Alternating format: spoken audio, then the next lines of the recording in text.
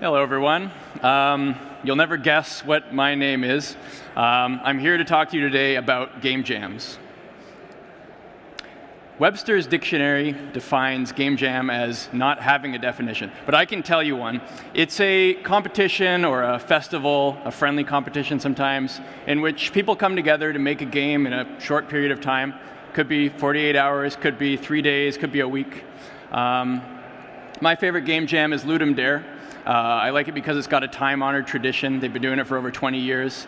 I like that it's peer-judged and it's not judged by like a famous YouTuber like some of the game jams are, the more popular ones.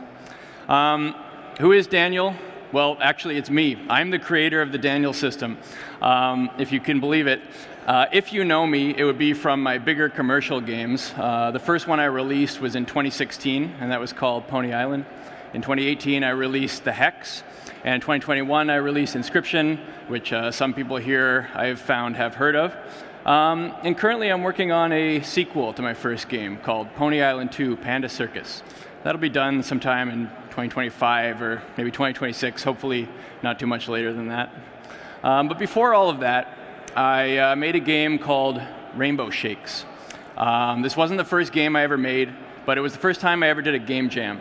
It was called the Bacon Game Jam. It was hosted by Reddit. I made a game called Rainbow Shakes. It was about blending fruit for anthropomorphic zebras.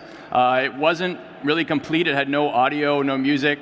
It wasn't very good, but it did kind of inspire me. It was the first time I had the experience of having an idea and at least semi-realizing it with this very short period of time, which is a really exciting thing, I think, for creative people. Since then, I've done a lot of game jams. If my itch page is to be believed, I've done over 18 of them. I've won D.A.N.I.E.L a couple times, placing first in the compo category. I've even won money from doing game jams. I actually used the winnings from the Indie Game Maker Contest 2015 to help fund Pony Island. That was kind of a gamble. Some of my game jam games I've brought to like a full release on Steam. It's definitely the case with Pony Island, and also Inscription started its life as a Ludum Dare entry called Sacrifices Must Be Made. But let's return to the present. Enough dwelling in the past. It's April last month. I was invited to speak at this lovely conference, Come to Malaga. Another thing that was happening was Ludum Dare 55 is coming up. So I had the idea of maybe trying to combine these things. I would do the game jam, document my process, take a time lapse of it, and then use my experience to kind of create a talk and give some advice about game jams. I did a tweet that I'd be participating, and I had an idea of maybe doing some kind of auto battler. I've been obsessed with Hearthstone Battlegrounds recently. They added that duos mode where you get to do co-op Battlegrounds with your friend. It's amazing. Deeply inspired by Super Auto Pets as well. And then when the theme of the jam was revealed on Friday evening to be summoning, I felt that I couldn't resist anymore. Summoning just felt like a perfect fit for the auto battler genre. Hearthstone Battlegrounds, you summon the minions. I guess in Super Auto Pets, you maybe like adopt them, but it felt right. So what I made was a game called voir dire. Voir dire is a legal term that loosely refers to the process of picking a jury for a trial. So this was a legal auto battler where you pack a jury. You'd buy your jurors from a pool. I mean, that does sound corrupt, and it is. And you'd arrange them in a certain way in a sort of logic puzzle in order to get the most guilty votes. In this game, you're a prosecutor, so you're always trying to find the defendant guilty. And the defendants range from a pigeon to John Wilkes Booth to Mickey Mouse. That's Mickey Mouse from the Steamboat Willie cartoon specifically for legal reasons. But why would you use the D.A.N.I.E.L system? Well, during the game jam, you have 2 days, sometimes more. Even if it's a week, it always feels like you don't have enough time. And you might find ways to maximize that time. You have a beautiful vision for your game, but it doesn't always make it to the end, and players don't always realize or appreciate your vision because they're sifting through tons of games that are halfway baked and half broken. So how can you get them to actually appreciate your vision for the game? And it's a little embarrassing to admit this because a lot of people do game jams purely for fun, for self-improvement or self-growth, but I actually go into Ludum Dare actually trying to win. I've got a bit of a competitive streak, and so following the D.A.N.I.E.L system, you might actually do better in the rankings. But what this talk is really about is some tips and tricks for game jams and a sort of post-mortem on Voir dire, that Ludum Dare game that I made recently. So the D.A.N.I.E.L system, we start with the letter D. Right, oh, actually, it's not the letter D that's first, it's the letter E. The E in the is part of the acronym. The E stands for establish your tools before the jam starts. You're going to want to update your programs, get the latest version of Unity or whatever you're using, get up your source control early before the jam starts, your GitHub repo. You don't want to be having issues with that, when the clock started.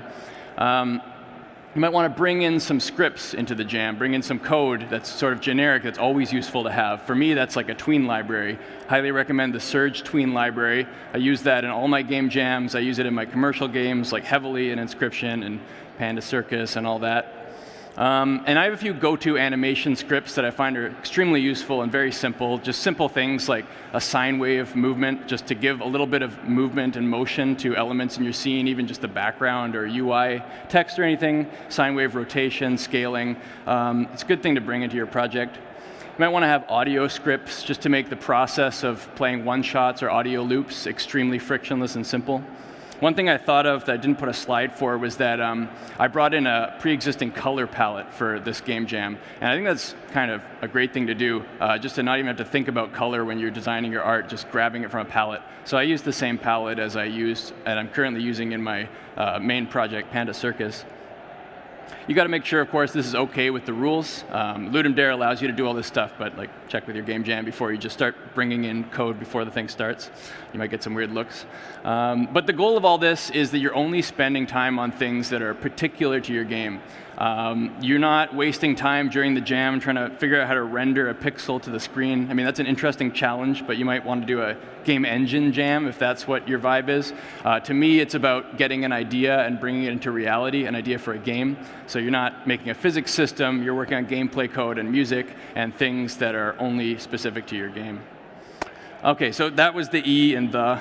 Sorry, that's confusing, but we're going to get to the D in the D.A.N.I.E.L system now, which is dream it up, but quick. So cutting to my experience with the game jam, it was Friday evening. I had a friend's birthday, so I really didn't want to miss that, and my friend was having a barbecue. I had the idea for Voir dire of this legal jury auto battler, but I thought I'd use my time at the party to try to go around and get some ideas from people, try to use the party as part of the game jam. And so I asked people for ideas, and what would the jurors be in this game, and who would the defendants be? Who are you trying to prosecute in this kangaroo court? And one idea that came up that I really liked was using Steamboat Willie Mickey Mouse, because Mickey in this form only, has recently entered the public domain. I thought that was really fun. And so whatever you're doing, if you don't have a good idea, I find it's best to just write down all your bad ideas and take the best of those bad ideas. In hindsight, it's usually not as bad as you thought, and you'll probably end up enjoying it in the end. And you have to pick something because time is ticking. The A in the D.A.N.I.E.L system is art style and mockup in Photoshop or GIMP or whatever you use for graphics. This is the beginning of a time lapse I took where I started drawing the characters in Photoshop, but it wasn't just the characters. You're doing a bunch of things at once here. I'm kind of defining an art style just from scratch, and I'm also designing what the main game looks like. What does the main action scene look like? How are things laid out? And while you're doing this, it's not some static concept art image that you're going to hand off to another artist. You are the artist, the concept artist, everything.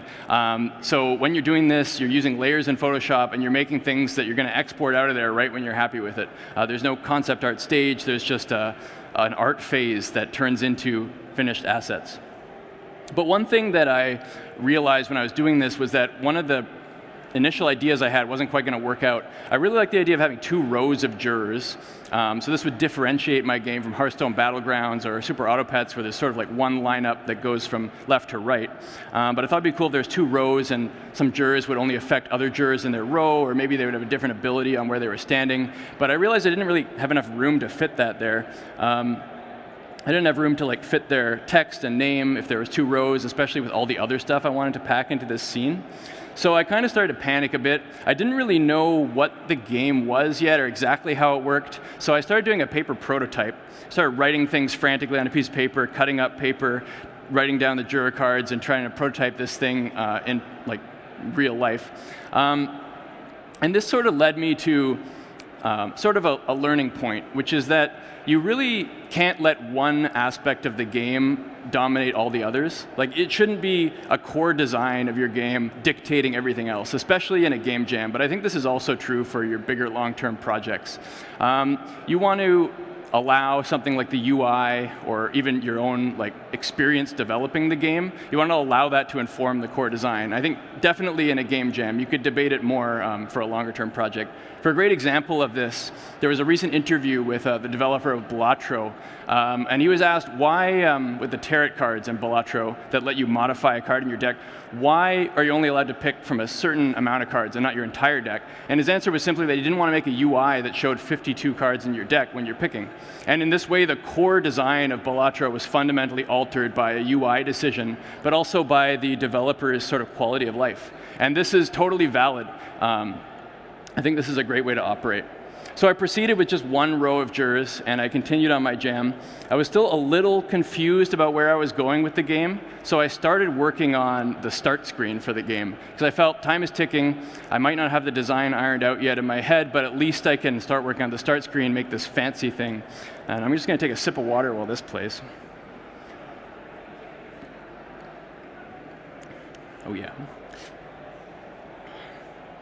One thing that came out of this was a really cool background effect. I kind of used this mask sitting over these sketchy moving lines, and the mask sort of pulses and moves in and out. And at first I was like, oh, I'm wasting my time on this fancy start screen. Then I realized I could use this effect in other places, and I put it in the background of the main scene. I put it all over the place. I even used the sketchy line effect to add textures to some of the flat surfaces in the scene. And so it ended up being not a total waste of time. I think it was a good thing to cannibalize your work as much as you can and use it as broadly as you can, again, considering time is limited. So, the N, this is a big one in the D.A.N.I.E.L system, is next, make an MVP. MVP, you're probably all aware of this acronym. It means mostly, might be, very barely playable, right? So, suppose on Saturday night, you've worked on the game all day, and you gently pass away in your sleep. Unfortunate, but at least if you have done your MVP, the next day, your family can release the game, and you could be remembered as someone who finished a game jam. And I think it's important to have this backup plan in case things go terribly wrong. You need to have something that you can submit. If time is short, get the important stuff done first. For me, this was a huge part of the jam, and it will be for you too, I'm sure. The first 2 hours of the jam was spent at the barbecue, debatable in its utility. The next 4 hours, I was doing the concept, the paper prototype, the start screen, and then for the next 15 hours, I was working on this minimum viable, very playable, very barely playable version of the game. And essentially at this point, I'm kind of telling you to just make the game. I mean, it's so varied in what you'll be doing in this phase that I can't give you a step-by-step process of what you're going to be doing because it's so different depending on what you're making. So I can give you some general tips on how to work quickly in a game jam. One of them would be regarding animation. I would highly recommend using in-engine animation tools instead of some external tool, and doing procedural animation instead of frame-by-frame animation. Animation is so important in a game jam, any game, adding life to a scene, to text, background elements, anything. And so I think it's important to just at will be able to just click something and start animating it. And in Unity, that would be the in-engine kind of keyframe animation editor. Here's a bit of a time lapse of making the judge character. And I only used 4 different sprites for the judge and a bunch of different procedural animations. I could have done even less, probably. He didn't need 3 facial expressions. I think 2 would have been all right. But that's just an example of kind of making the most of a few drawn frames, because probably drawing the frames is the thing that's going to take the most time.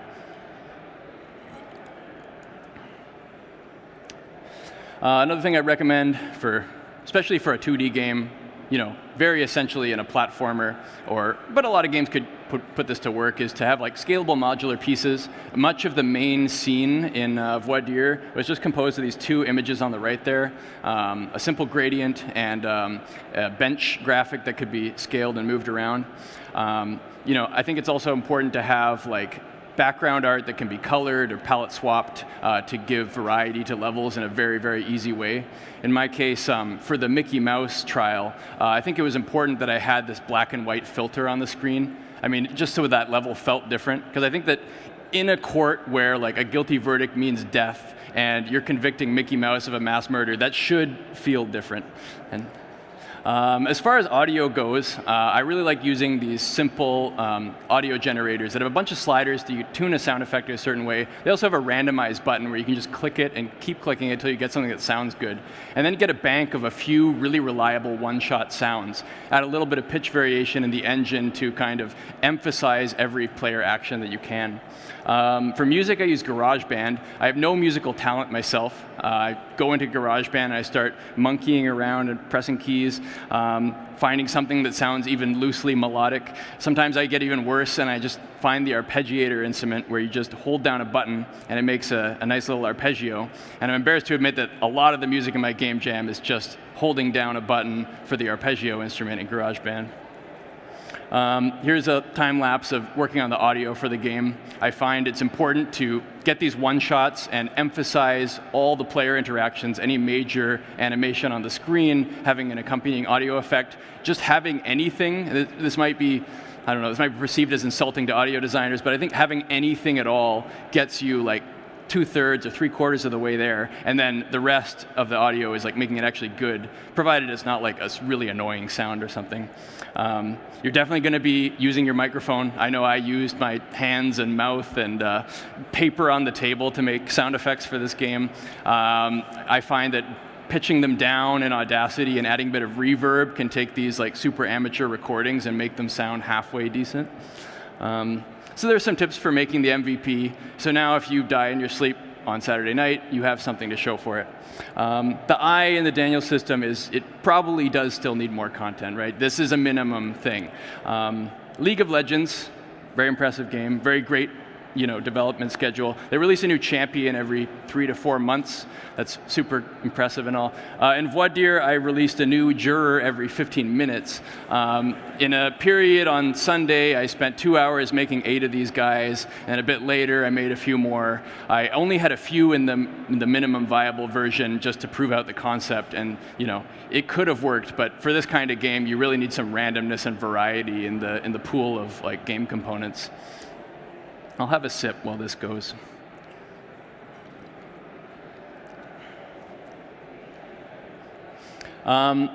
So to do this, you might have actually something that resembles a content pipeline, which sounds a little bit counterintuitive for a game jam game. Like, why would you spend any time working on like a tool set or a content pipeline for something that'll only be used for at most 48 hours?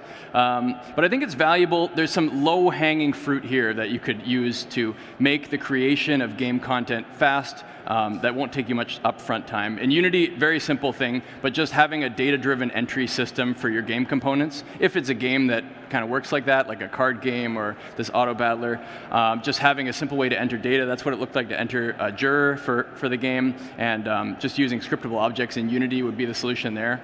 This is more Unity specific, but I used a base prefab for the juror that had like a sprite render for the head and body, and like a few renders that could color to change their skin color and feet color, shoe color. And then I would make prefab variants of them using the prefab variant system. And so they could all use the same animation set, and there were very few bespoke animations. There were a few, like the priest would use his cross as part of the ability. The sheriff would waggle a gun to do his ability. But even then, I was able to reuse some, like the dictator has the same gun waggling animation as the sheriff does. Of course, I did fall prey to a very common thing, which is putting all the specific game logic for different game components into the same giant method. This was the method that dictated what the jurors did after they voted. They'd have special abilities that would trigger.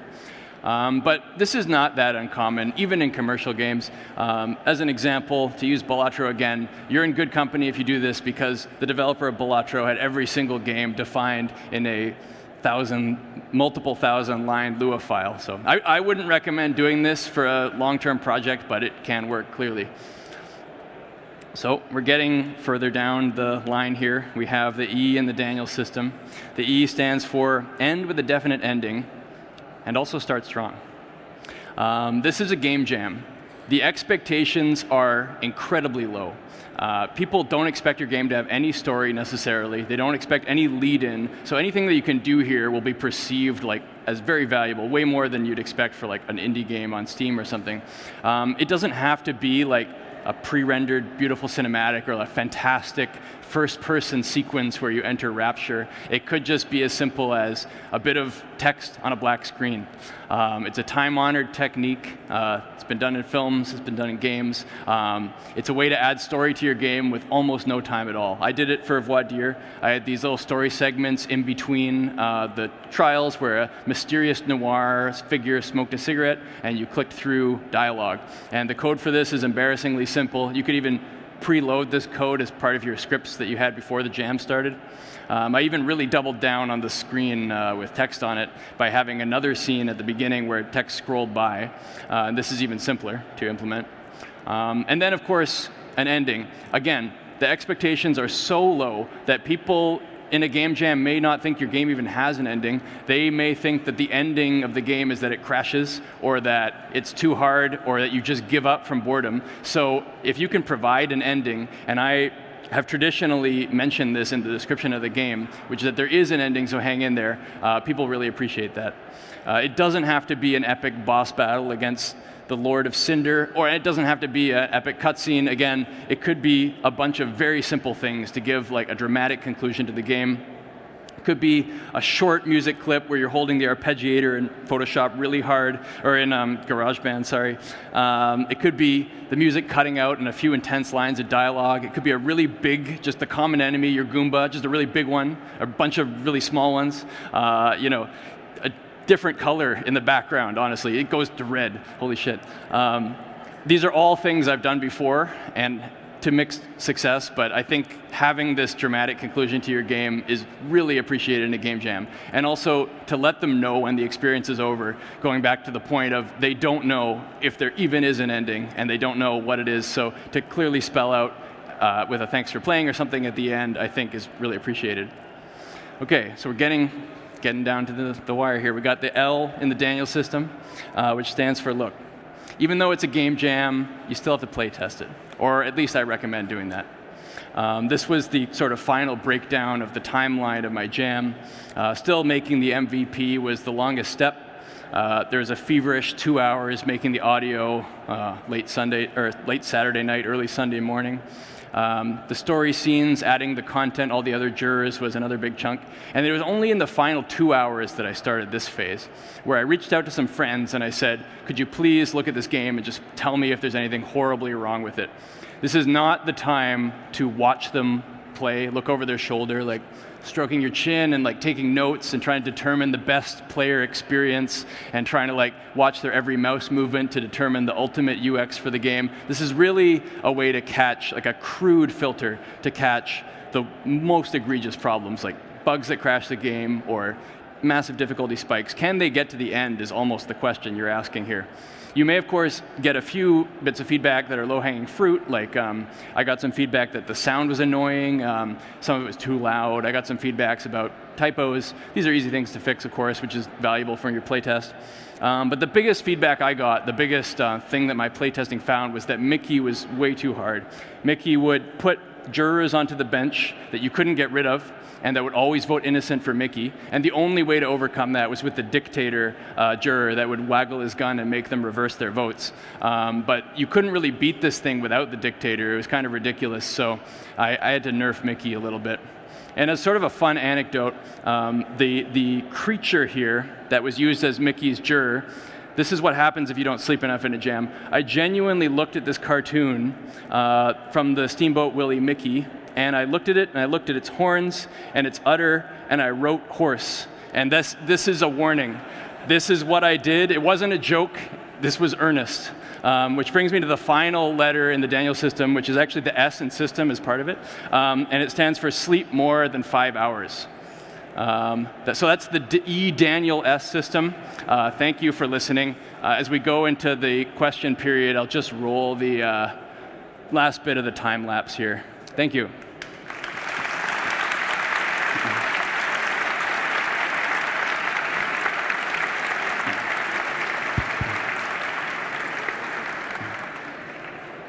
Thank you, Daniel. I guess we probably have questions. Someone want to fire first? ¿Nadie tiene preguntas?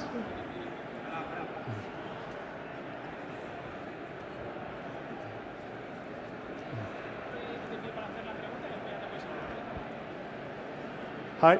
Hey. First of all, thank you for the presentation. I have a question not about the jam per se, but because I have made some jams, and what happens is after the jam, I am like physically unable to see the game. Like I end up so burnt out of the game that even if I like the concept, it's just like for maybe 2 weeks, I don't want to think about the game anymore. So as someone that has not only made jams but made full games from those, how do you manage about like? Yeah. I think for the larger scale games, part of what I do is I have a lot of variety in them, and that's part of why you'll see in like the Hex or Inscription, there's so many different parts of the game that are all wildly different, and that's in part to get me, to keep me interested in it. So, you know, I don't wake up every morning for like a year looking at the exact same thing. I think that would be emotionally taxing for anybody. So I guess part of my answer is just to build it into the design of the thing. If that's a problem for you, make something that's quite varied. With something like this, or maybe with Inscription, having some random procedural elements to it can help. Like you can be surprised by the different combinations of your own game if it has procedural generation built in. That might help a little bit. Yeah, that's kind of how I'd approach it. Thank you. Yeah. ¿Alguna pregunta más?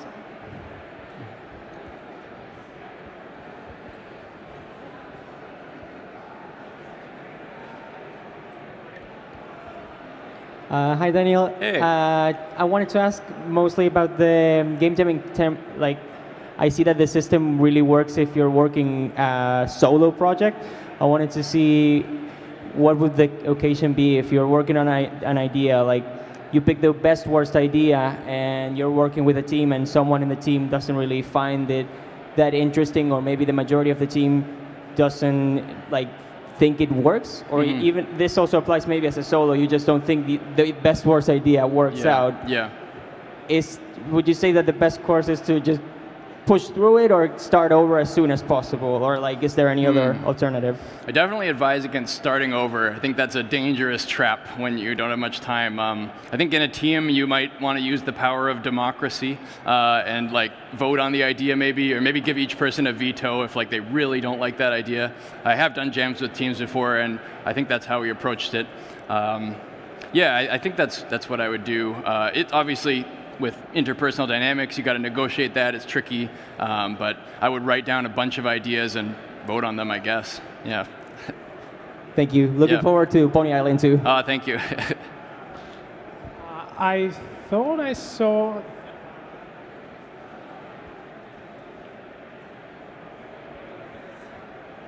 Hi there. I would like to generally thank you for your creative work. Thanks. I've used it a lot in my own RPG games for my friends, and I really appreciate it. Thank you very much. Oh, thanks.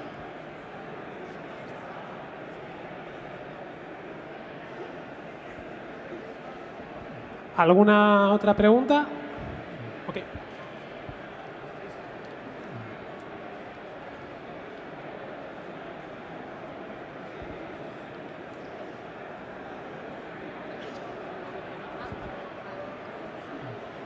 Hi. Hey. I was wondering, what do you do when you realize that the mechanic you want to implement is too hard to do, or it was not that easy? You just scrap the idea, you do something different?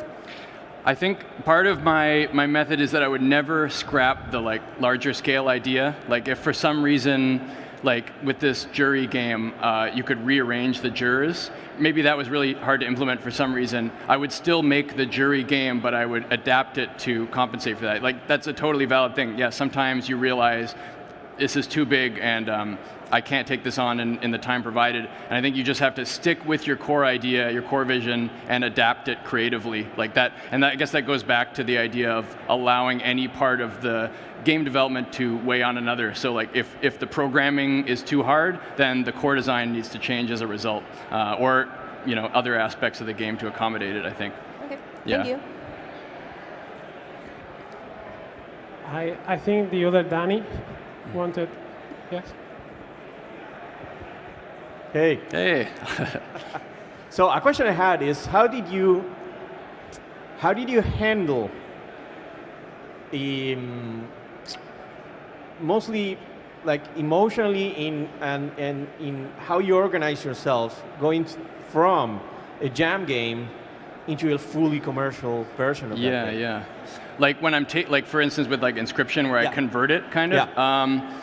I think it's kind of like the jam game at that point is kind of like a prototype. I would try to resist the temptation of like using the jam code as a basis because it's going to be like really sloppy. It might be like the Balatro Lua file or something. And so, but I do find that like in the bigger projects, I do have that same kind of mentality where it's just like you have an idea and just pursue it doggedly and don't look back. And if it's not working, adapt, but don't scrap it and go back to the drawing board. I think so in some ways the same mentality applies, just maybe stretched out over a bit of a longer time. I don't know. Did it feel fundamentally different to work on the full game of Inscription? Yeah, for sure. I mean, just because it's more of like constantly thinking long term. Like I'm always amazed at how long it takes to do something right versus how quick you can do it if you're just slamming things together. So yeah, you're always when like programming, for instance, for a major game, you're always thinking like, is this code maintainable in a year from now? When I look at this code, will I understand it? In the Game Jam game, it doesn't matter. So it's different for sure. Yeah. Thank you. Yeah. Do we have any more questions?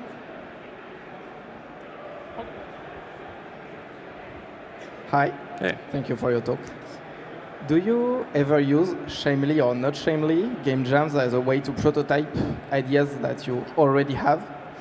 Not as much. I often don't have like that many like game ideas. It's kind of weird to say, but I usually just have genres that I like that I want to copy. Like this, the game jam I did before, I did a clicker game. I was just like, it's always just like, I want to just make a clicker. I just want to make an auto battler. And then when I start doing that, I find ways to like deviate a little bit from the main formula and like I think only through making it can you find out like with a genre, like where are the places where I can veer off and do something different.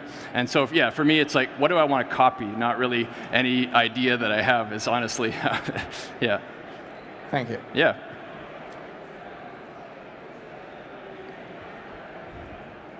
Any more? Yes. Yes.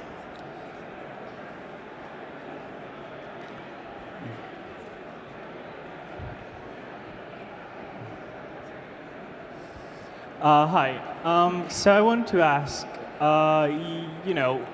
you have a great idea at the start, you make it, do the whole MVP thing. It sucks. It really does suck. What do? Do you usually try to at least get it polished so it looks good, it feels good, even if you don't really like it? Or do you try to correct and maybe do something smaller, less, polished, but at least something you can be proud of, I guess? Yeah, I mean, that can definitely happen. I mean, sometimes you finish the jam and it sucks, but hey, you only spent 2 days on it, so that's all right. I think what I would do if I realized that is a sort of triage. Like I would what are the ways that I can make this suck less with the time I have? It's so dependent on what the game is, though, so it's hard to say what I would do exactly. But I think I would think of it as like a medic in a hospital ward where there's someone bleeding out. Like I'll just do the best I can here, rather than like starting from scratch or something or giving up.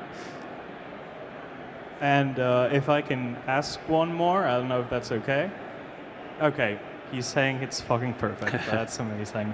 I saw the examples you mentioned were like 2-day long game jams usually.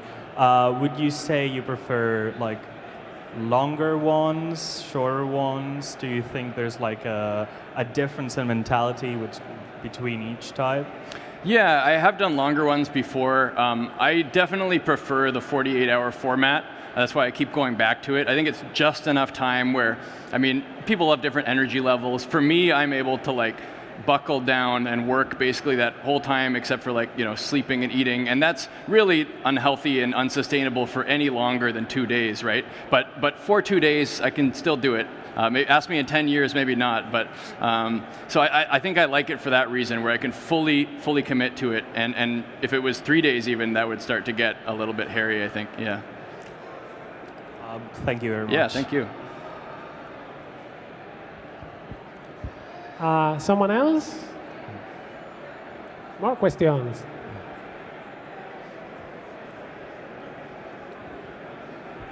Hi. First of all, thank you so much for your presentation. Yeah.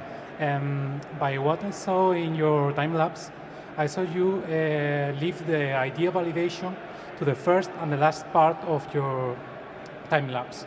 Don't you think? Do you have any idea validation in between the process to keep to know if your idea or the main mechanic or the core idea is good and it's yeah. I think it's kind of always happening as you go. Like if it may be hard to see in the time lapse, but like very frequently, while doing every part of the game, I'm like pressing play in the Unity editor and playing around with it a bit and then going back and pressing play again, and like this very fast iteration loop. And I think it's like this constant progress of validating it. I think one strength of my approach, I was saying earlier, where I'm basically just finding something interesting to copy, which is that you know the core design behind this idea is like viable. Like we know Hearthstone Battlegrounds is fun, or at least I know that.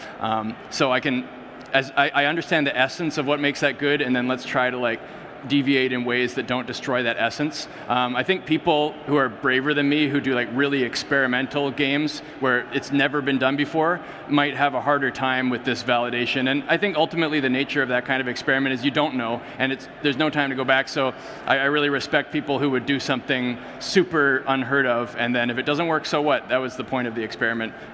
Yeah. Thank you so much. Yeah.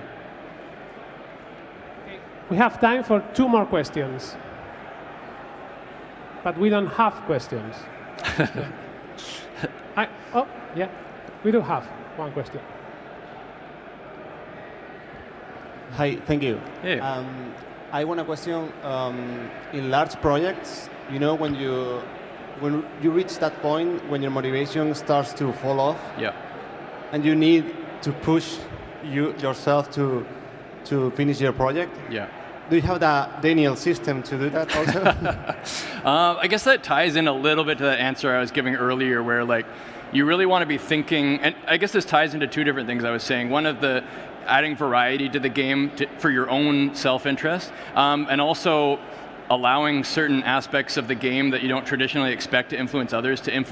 Like if making this design is so tedious and painful for me, maybe the design needs to change, or maybe the way I'm programming this game is too tedious. Maybe the tools I'm using need to change. I think it would be about identifying, like inevitably, it's also worth recognizing that no matter what you do, I think those feelings will happen. And for me, I find that it's sort of like a sine wave. Like you hit a trough and then you come back up and you're excited again, and then you go back down again. And if you see that as a sort of repetitive process, it's easier to just be like, yeah, okay, today this is rote work and I don't really care about this game and it sucks. And then a week later you're like, yeah, let's go. And maybe it's even longer. Maybe it's like a month between those things.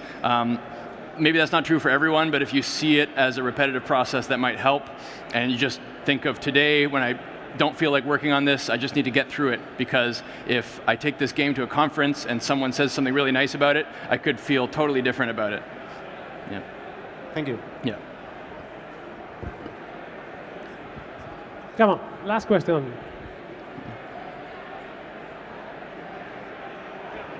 Hi. Yeah. I wanted to ask, one thing is, in this compos and these game jams, you have really little time, so it is on your side, so you have to do things differently. Yeah. How well do you think those skill sets you learn while doing the games will transfer to bigger games? I think they do transfer. I think the core skills that you're doing are often very transferable, just in a micro scale. Like the idea of I'm going to try a design and see what happens when I make it quickly and then iterate on it to try and make it as good as it can be. It's the same thing with a major game, you're just doing it over a longer time period. I think that the major difference, which is something that you shouldn't replicate, is the sloppy code. I think you should be wary of your game jam coding style translating into your larger scale projects. That's a dangerous road to go down. But again, Balatro, right? They're doing great. So I don't know. I think most of the skills are transferable. You know, if you're an artist, you're doing art. You're practicing. You're flexing that muscle. You know, for many things. Yeah.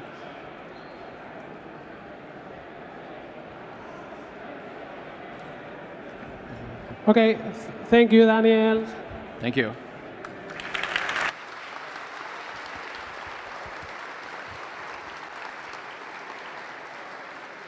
Y ahora hay un descanso para que podáis jugar, para que podáis hacer lo que sea, y a las 7:30 empieza la entrega de los GOTY, que vamos a tener una máquina de humo. Así que... Y premios, también hay premios, pero sobre todo vamos a tener una máquina de humo.